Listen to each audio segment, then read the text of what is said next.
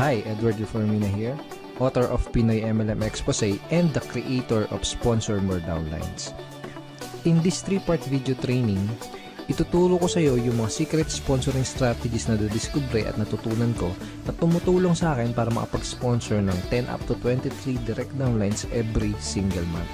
Ang goal ko sa video na to ay ma-share sa iyo yung mga strategies na natutunan ko and hopefully ma-apply mo din tong mga strategies na to sa business na ginagawa mo ngayon para makuha mo yung resulta na gusto mo. Ginagawa ko to dahil alam ko na madaming Pinoy networkers ang nagsistruggle o nahihirapan sa kanilang network marketing business. So sa ganitong paraan, I hope makatulong kahit paano.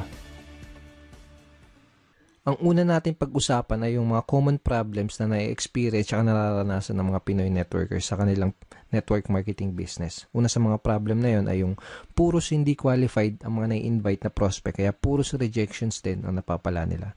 So karamihan ng mga na-invite nila is mga negative, mga skeptical, kung hindi negative at skeptical, mga walang pera. So ito yung ilan sa mga reason kung bakit puros rejections yung napapala nila doon sa mga ini-invite nila. Pangalawang problem is, madami na silang na-invite, pero nahihirapan at wala pa din silang mapajoin. So, na-invite na nila lahat ng mga kakilala, kaibigan at kamag-anak nila, pero nahihirapan silang i-convert yung mga prospects na yon into downlines. Pangatlong problem is, nauubusan sila ng panggalaw. So, yun nga, dahil nga ang dami na nilang na-invite, tapos puros rejection, hirap sila magpasali. Anong nangyayari? Mas malaki pa yung ginagastos nila kesa dun sa kinikita nila. At kadalasan, nagkakanda utang-utang pa imbis na kumita. So, ito yung mga ilan sa mga common problems na na-experience sa mga network marketers. Actually, ito din yung mga naging problema ko nung nagsisimula pa lang ako sa network marketing business ko. So, halos araw-araw akong pupunta sa office namin para mag-invite ng mga kakilala at kaibigan ko. And ginawa ko lahat ng mga sinabi at tinuro sa akin ng upline ko. Nag-invite ako ng kung sino-sino, namigay ako ng flyers sa kalsada, sa mga malls, na musakal, nag-house party, nagbahay-bahay, etc. etc. Pero yun nga, puros rejections yung napala ko. At yung puros rejections yung natanggap ko sa mga prospect ko kahit ang dami ko nang in-invite. Karamihan doon sa mga na-invite ko, puros negative, mga skeptical. Yung iba sinabihan ako na scam daw yung ginagawa ko. Yung iba sinabi, balikan ko na lang daw sila kapag may resulta na ako. Yung iba naman, sinabi na yung mga nauna lang kumikita dyan, kung ano-ano pa. Sa madaling salita, puros mga hindi qualified na prospects yung mga na-invite ko. So, yun nangyari sa akin. After 4 months, isa lang yung napasali ko. Actually, itong isang napasali ko na to parang naawa lang siya sa akin kasi nga wala akong mapajoin. Parang napilitan lang siya na mag-join sa akin. And dahil nga ganun, hindi ako kumikita sa business ko. Puros failures and rejection. Nagkanda utang-utang ako kasi dahil syempre kailangan ng panggalaw. Okay? So, nagkanda utang-utang. And then, ang laki ng pera din na nalugi sa akin. So, umabot ng mga nasa 80,000 mahigit or more. Hindi ko na alam. Pero syempre, hindi ako basta-basta sumuko. Ang ginawa ko, naghanap ng mga solusyon doon sa mga problema ko na yon. Okay? And thank God, nakahanap naman ako ng solusyon. At pagkatapos kong mahanap yung mga solusyon na yun, pagkatapos kong makadiskubre ng mga solusyon doon sa problema ko sa business ko, ito yung ilan sa mga nangyari sa akin. I sponsored 63 direct downlines in 4 short months.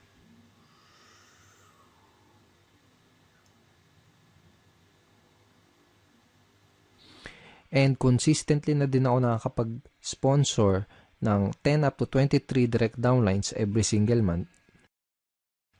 Tapos mas mabilis ko na-build yung business ko at nagsimula akong mag-duplicate dun sa mga kagrupo ko. Okay? So, yung mga solutions na natutunan ko, yung mga solution na na-discover ko, yun yung mga pag-uusapan natin sa 3-part video training na to. Yung mga solusyon na yun yung mga matututunan mo sa video training series na to. Okay, so pag-usapan ulit natin yung typical scenario na nangyari sa mga network marketers. So, pumasok sila sa network marketing business nila, first time man or kung may past experience. Pero nangyari ganito, excited sila sa una, pump up sila. So, shinare kagad nila yung business nila sa mga kaibigan, sa mga kakilala, kamag-anak nila. Nag-prospecting agad sila, nag-share sa Facebook, invite dito, invite doon, invite sa kaliwat kanan yung pag-i-invite. Tapos excited na excited sila and pump up sila dahil ang ine-expect nila is makuha na nila yung mga pangarap nila. Ine-expect nila is makuha na nila yung mga goals nila. Okay? Pero ang nangyayari, unfortunately, puros rejections, puros failures, at puros frustrations yung na sumasalubong sa kanila. Tapos nagtataka sila kung bakit ganun yung nangyayari. Hindi nila alam kung bakit ganun yung nagiging resulta kahit binibigay naman nila lahat ng effort nila. Kahit ginagawa na nila lahat ng mga tinuturo sa kanila. Hindi nila alam na ang tunay na problema kaya sila nahihirapan, ang dahilan kung bakit puros rejections ang napapala nila ay dahil hindi nila alam kung paano mag-pre-qualify o mag-sort out ng mga prospects. Kaya nangyayari, madami silang oras, effort at pera na sinasayang sa pakikipag-usap sa mga unqualified na prospects. Hindi din nila alam kung paano sagutin ng tama yung mga common MLM objections. Kaya kahit qualified na yung mga prospect na kausap nila, hindi pa din nila mapajoin dahil sa mga objections na hindi nila nasasagot ng tama. Okay? At hindi nila alam, karamihan, hindi nila alam kung paano mag-close effectively. Kaya kahit madami silang mga prospects na kinakausap, hirap pa din silang makapag-recruit. Bago ko ituro, bago ko i-share sa iyo yung mga solusyon sa mga problema na to, first, I would like you to imagine na nag-apply ka sa McDonald's. Sabihin natin, nag-apply ka sa McDonald's tapos natanggap ka sa trabaho. Pero ito yung scenario, wala kang kahit anong alam sa pagluluto, hindi ka pa nakapagprito kahit isang beses, hindi mo pa nagagawang magluto sa tanan ng buhay mo. Okay? Ngayon, ito yung tanong. Kapag inutusan ka ba ng manager para pumunta doon sa kitchen para magprito ng burger patty, ang tanong is, magagawa mo ba ng tama yung trabaho mo? Yung inutos sa'yo? Malamang hindi kasi nga wala ka pang background, wala ka pang knowledge para gawin yung task na yan. Tingin mo alam mo kung kailan mo babaliktarin yung burger patty. Tingin mo alam mo kung luto na o kung hilaw pa yung burger patty na niluluto mo. Malamang hindi kasi nga wala ka pa nung idea, wala ka pa nung tamang knowledge para gawin yung trabaho na yun. So para magawa mo yung trabaho, ang gagawin nila sa totoong buhay, ang gagawin nila sa'yo dito kapag nag-apply ka pag pumasok ka sa McDo, ang gagawin nila sa'yo, bibigyan ka nila ng tamang training. Okay? Bigyan ka nila ng tamang training para magkaroon ka ng tamang knowledge. Pag meron ka na ng tamang knowledge, magkakaroon ka ng tamang skills para magawa mo ng tama yung trabaho mo. So, ganun din dito sa network marketing. Kung gusto mong magawa ng tama ang negosyo mo, kailangan mo ng tamang training at kailangan mong matutunan yung mga tamang skills. Lalo na kung first time mo pa lang sa network marketing or kung bago ka pa lang sa business mo. Ang solution dun sa mga pinag-usapan natin kaninang common network marketing problems is to acquire skills. Okay? Kasi kapag meron ka na ng mga tamang skills, tamang network marketing skills, yun yung magiging susi mo para maging successful ka sa network marketing business mo. Okay? Let's face it, kahit ano pang career at kahit ano pang business ang pasukin mo, you need to acquire skills. Kahit yung simpleng pagbabaligtad lang ng burger patty sa McDonald's, kahit yung simpleng ganung trabaho, is kailangan ng tamang skills, kailangan ng tamang training. What more pa kaya yung network marketing business mo, di ba? So, karamihan ng mga networkers parang ganito kasi nangyayari. Para silang sumusugod sa gera na wala silang dalang bala. Kumbaga, hataw sila ng hataw, araw-araw silang humahataw, kahit wala pa sila ng mga necessary skills na kailangan para magkaroon ng resulta at para magawa ng tama yung business nila. Kaya madalas na nangyayari, mas nauuna pa silang mag-quit bago pa nila matutunan yung mga tamang skills. So, kung nahihirapan ka ngayon, kung nahihirapan ka makapag-sponsor, kung nahihirapan ka makapag-recruit, kung nahihirapan ka sa network marketing business mo, yun ay dahil wala ka pa nung mga kinakailangan na skills para maging effective na networker. Kung gusto mo ng resulta sa business mo, aralin mo lang ng mabuti yung mga skills na yun. Ngayon, pag-usapan natin na yung 3 solution skills to success that you need to learn. Ito na yung mga skills na kailangan mong matutunan. Ito na yung mga skills na kailangan mong ma-master kung gusto mong magkaroon ng resulta sa business mo. Okay, first skill is sorting skill. Second is objection handling. Third is closing skill. Ang una natin pag-usapan ay yung sorting. Bibigyan kita ng magandang analogy para mas mag-grasp at mas maintindihan mo na mabuti kung ano ba tong sorting. So sabihin natin may nakita kang 3 mansanas dun sa lamesa. Okay? So gusto mo kumain ng mansanas, kaya ang ginawa mo, kumuha ka ng kutsilyo, hiniwa mo sa gitna yung mansanas. Yung unang mansanas nakita mo, bulok na yung loob niya. So ang ginawa mo, hindi mo kinain. Okay? Pangalawang mansanas na hiniwa mo, nakita mo may uod yung loob. So ang ginawa mo, hindi mo din kinain. Okay? Yung pangatlong mansanas na hiniwa mo, nakita mo okay na siya. Hinog na at pwedeng-pwede nang kainin. So yun ang kinain mo. Yun lang yung kinain mo. So, ang ginawa mo, hindi mo kinain yung naunang 2 mansanas kasi nalaman mo kaagad na hindi sila maganda kainin tsaka baka magkasakit ka pa. Okay? Ganun yung sorting. Pwede mong i-apply to sa network marketing business mo. Pwedeng sa simula pa lang, pwedeng sa una pa lang ay malaman mo na kaagad kung sino lang ba yung mga qualified dun sa lahat ng mga prospect na kinakausap mo. Para mag-i-invest ka lang ng oras, ng effort, tsaka ng pera mo doon sa mga qualified na prospect. Napaka-importante na matutunan mo ang skill na to kasi kapag marunong ka mag-sorting, hindi ka na mag-aaksaya ng oras, effort at pera para lang kausapin yung mga hindi qualified na prospects. Okay? Pag marunong ka mag-sorting, mas makakapag-save ka ng valuable time mo dahil ang mga kakausapin mo lang ay yung mga taong gustong makinig ng business presentation mo at ng mga sasabihin mo. Mas less din yung magiging rejection mo dahil masasala mo ng maigi yung mga kausap mo at madadala mo sa opisina nyo. Ngayon, tatanungin kita, sinong mas gusto mong kausapin? Sinong mas gusto mong entertainin? Sino yung mas gusto mong dalhin sa opisina nyo? Yung mga taong walang idea sa pupuntahan nyo? Yung mga negative, mga skeptical, yung mga walang pang-invest? O yung mga qualified, open-minded at may mga desire maging successful na prospect na interesadong malaman ang opportunity mo. Okay? So, di na kailangan tanungin, di ba? You can easily sort your prospects by identifying the reason why. Madali mong masusort out yung mga prospects na kinakausap mo. Ang kailangan mo lang gawin is alamin mo kung mayroon ba silang sapat na reason why, kung ano ba yung reason why nila, kung may maganda ba silang reason why para maging part ng business mo. Okay? So, sabihin natin may kinakausap kang prospect, may pinoprospect ka, o kaya sabihin natin may nag-inquire sa'yo sa mga advertisement mo, sa mga online post mo, sa mga post mo sa mga dyaryo, etc. Kung ano man yung ginagawa mong promotion. Ito yung mga ilan sa mga kailangan mong malaman para malaman mo kung qualified ba yung prospect na kinakausap mo. Okay? Bakit nila kailangan ng additional income? Bakit nila gustong maging successful? May problema ba silang gusto nilang masolusyonan? Bakit nila gustong magkaroon ng pagbabago at mas magandang buhay?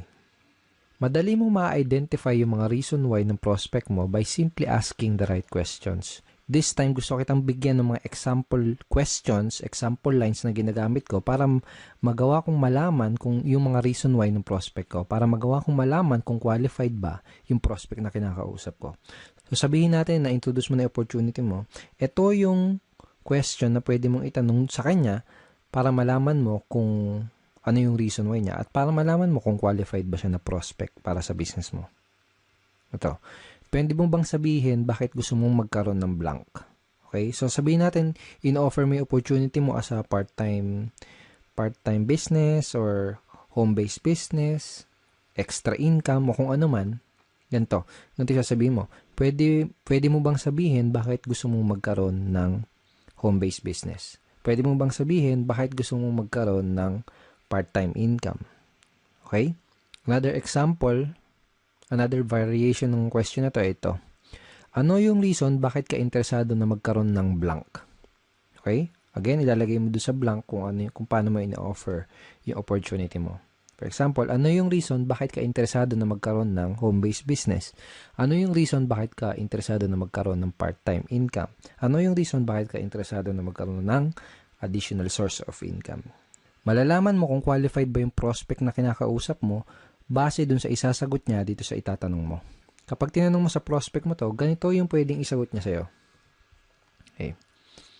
So basically, this is a screenshot ng chat conversation ko with the prospect. Basically, may kinakausap akong prospect sa Facebook and gusto kong malaman kung qualified ba siya na prospect para sa business ko. Kaya tinanong ko, ito, bakit mo gustong magkaroon ng additional source of income? So, ang sinagot niya, first reason is family. Okay? And sinabi niya din na lumalaki na yung family ko. I have one daughter and incoming baby this May 2013. So, basically, ang nangyari, sinabi niya sa akin yung reason why niya. Kung bakit niya gusto magkaroon ng additional source of income. Nalaman ko na qualified siya na prospect dahil meron siyang sapat at magandang reason why para gawin yung negosyo. Okay? Nalaman ko na kailangan niya ng dagdag na income kasi nga lumalaki na yung family niya. So, lumalaki na yung mga bills na babayaran niya, mga nganak yung misis niya, etc. So, sa madaling salita, nalaman ko na qualified siya na prospect by simply asking these questions. Okay. Lahat ng prospect na kinakausap ko, inaalam ko muna ng maigi kung meron ba silang maganda o sapat na reason why. Doon ko kasi malalaman kung qualified ba sila na prospect o hindi. Alam ko kasi na kung wala silang mabibigay na magandang reason why or sapat na reason why, hindi rin sila mamomotivate na mag-take ng action. Hindi sila mamomotivate na mag-join, hindi sila mamomotivate na maglabas ng kapital. Baga wala silang sapat na reason why para magsimula ng isang network marketing business. Kung wala silang mabibigay sa akin na magandang reason why or sapat na reason why, hindi ako mag-aaksaya ng panahon para explainan pa sila, para dalhin pa sila sa office. That is how I sort my prospects and that is how I qualify my prospects. Okay, so possible scenario, sabihin natin na tinanong mo na to sa tong questions na to sa prospect mo, pero sabihin natin ang nangyari ay hindi kagad siya nag-open up sa'yo. Sabihin natin na hindi niya kagad sinabi sa'yo yung reason why niya. Posible kasi na mangyari yon, lalo na kung kakikilala mo pa lang sa kanya o kaya hindi ka pa nakakapag-build ng rapport. Posible na kapag tinanong mo sa kanya tong questions na to, itong ano yung reason bakit ka interesado na magkaroon ng additional source of income, posible na yung isagot niya lang sa'yo ay parang yung mga wala lang. Gusto ko lang kumita ng additional income. Pwedeng ganon. So, walang sapat na reason why, di ba? O kaya naman, pwedeng ang isagot niya ay wala lang. Sino ba naman ang ayaw kumita ng additional income? Parang ganon. So, wala ding sapat na reason why. Ang questions na pwede mong itanong do sa prospect mo para magawa mong mag-open up siya sa'yo at para magawa mong ma-identify yung reason why niya ay itong mga questions na to. Ito, sabihin natin na kumikita ka na ng part-time income, magkano ang gusto mong kitain on a monthly basis? O kaya magkano ang gusto mong kitain na additional income per month? Parang gano'n. Kapag tinanong mo sa prospect mo to, gagawin niya is magbibigay siya sa'yo ng figures. Usually, sasabihin nilang ng prospect is 10,000 per month, 20,000 per month, 50,000 per month, or 100,000 per month. Iba-iba. Okay, so kahit na anong ibigay niya sa yung figure, ito yung next na question na pwede mong itanong sa kanya. Ito, kapag kumikita ka na ng blank, kung magkano yung binigay niya sa yung income na gusto nilang kitain, kapag kumikita ka na ng 20,000 na monthly income, ano yung pinakamalaking maitutulong nun para sa'yo? O kaya, ano yung pinakamalaking maitutulong nun para sa'yo at sa pamilya mo? By this time, kailangan may maibigay na sa yung magandang reason why yung prospect mo para malaman mo at matansya mo kung qualified ba siya na prospect o hindi para sa business mo. So, I will show you another example. So, basically, may kinakausap ulit akong prospect via Facebook chat.